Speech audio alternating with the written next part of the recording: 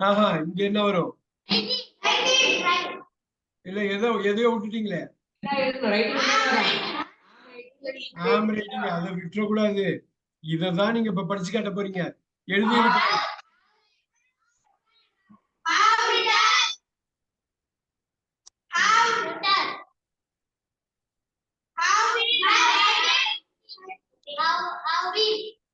யாராவது ஒரு ஆள் வந்து சொல்ல முடியுமா? தைரியமா அடிக்க முடியுமா?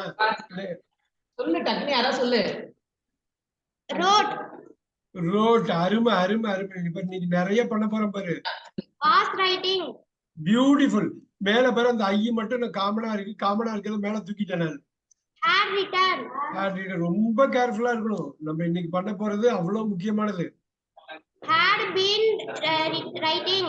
அவளை மைண்ட்ல சொல்லிட்டே வரணும். ஹேடு பீன்லாம் அவ்வளவு முக்கியமான வார்த்தை. நீ ஆங்கிலம் பேசுறதுக்கு இது will write. எழுதி கொண்டிருப்பேன். நீ காலம் ஃபுல்லா இந்த வார்த்தைகளை தான் பேச போற. ரைட் அதிகமா நீ யூஸ் பண்ண மாட்டேன், ஆனா பாக்கி எல்லா வார்த்தையும் யூஸ் பண்ண போற. have written. will have written அப்படியே மைண்ட்ல ஓடிட்டே இருக்கணும். will have been writing. அருமையா சொல்லாப்ல, அருமையா சொல்லாப்ல. ஒரு 10 செகண்ட் டைம் கொடுக்குறேன், அடிச்சு எழுதுங்க, அடுத்ததுக்கு வரும். இன்னைக்கு வேலை தம்பி பீன் விட்டபல் will have been. ஆமா, touch will have been writing.